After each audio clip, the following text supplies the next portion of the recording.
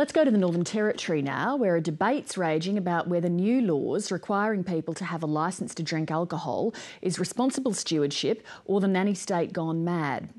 As you'd be aware, alcohol abuse is rife in Aboriginal communities, not just in the Territory, of course, but all around the country. Not only do the new Territory laws make a licence mandatory, you have to produce an ID to buy takeaway alcohol too. Here's Sarah Everingham.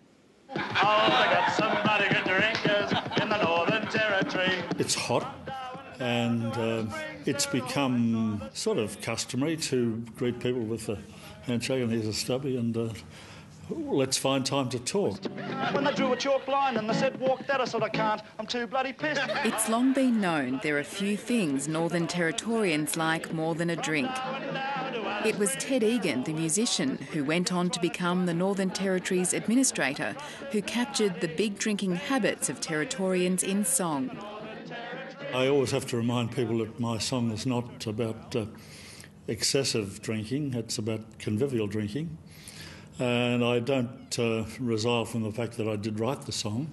I think alcohol consumption in the Northern Territory is about 50% greater than it is in Australia as a whole. And along with that, there are higher rates of alcohol-related crime and health problems. It looks like it's a bipartite patella, but...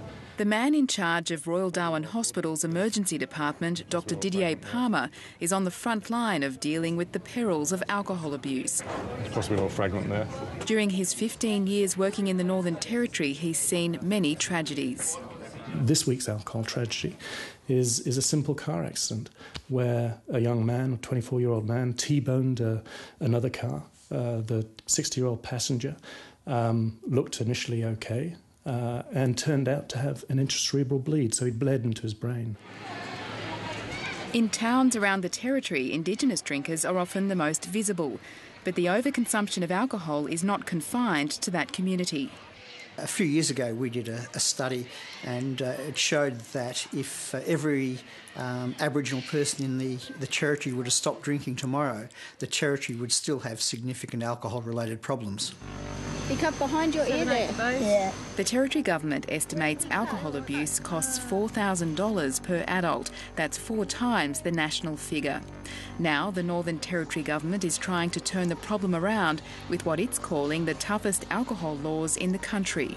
Rolled out 3 months ago, the laws mean anyone buying takeaway alcohol has to show photo ID, which is scanned to make sure banned drinkers are not served. So we've made it as quick and simple and easy as possible. It's a 7-second swipe at point of sale and you can go on. But for the 1,500 Territorians today who are on the banned drinker register, they're not sold grog. It is a misguided notion that people need to recognise alcohol as being the problem when they should recognise that personal responsibility is the key here. At this small supermarket in Darwin, owner Carol Vallis says at first the new measures inconvenienced some customers. Thank you. May I have your rider's licence? She tells the story of a woman in her 80s who tried to use her birth certificate to buy a bottle of sherry. It was a 1928 birth certificate, but you cannot use them. You can only use a driver's licence or some government ID. A lot of people are nothing short of appalled that someone raises queries about the community's ability to handle alcohol, and most people say, look at me, I'm your exemplary drinker. But I think it's very important for all of us to examine where we are with alcohol, and I don't think it's a bad idea at all to have controls. The government's banned drinkers list includes people who've committed alcohol-related crimes or been caught for high-range drink driving. People taken into protective custody 3 times in 3 months also end up on the banned list. There's also a special court for alcohol-related crime and a tribunal for reviewing cases. Both can order people into treatment. We know that treatment for alcohol-related problems is effective, and if we can get people who are dependent on alcohol into treatment, I think that's a positive thing. Early signs are good. Certainly our streets are quieter, our parks are quieter, our shopping centres are quieter. Early indication from police is that assaults have dropped about 15%.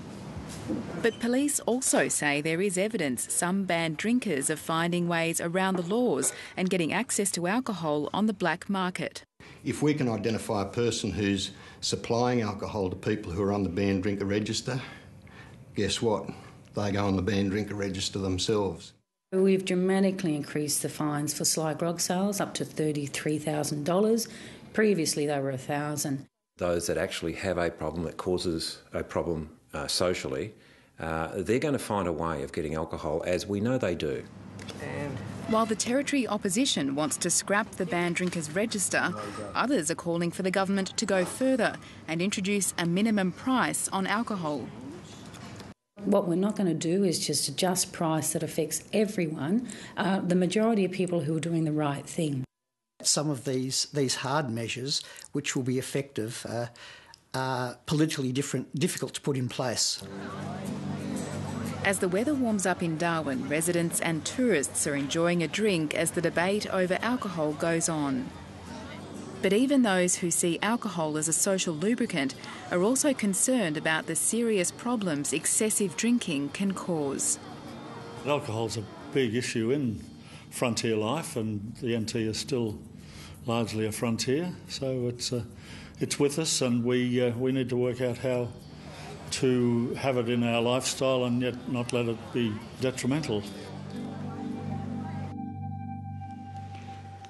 Sarah Everingham reporting from the Northern Territory.